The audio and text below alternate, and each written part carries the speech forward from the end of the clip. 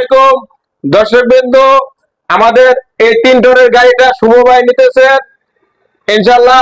শাহবাজপুর না, শাহবাজপুরে যাচ্ছে গাড়িটা। ওনারা গাড়িটা নিয়ে আপনারা কি করবে আপনাদের সাথে তুলে ধরতেছে ওনার বাবা। আঙ্কেল, আপনি বলেন তো গাড়িটা নিয়ে কি করবেন? আসসালামু আলাইকুম। আমি শাহবাজপুর থেকে আসছি। আপনাদের এই কোম্পানির সুনাম শুনে এবং কোম্পানি থেকে গাড়ি দেওয়া হয়।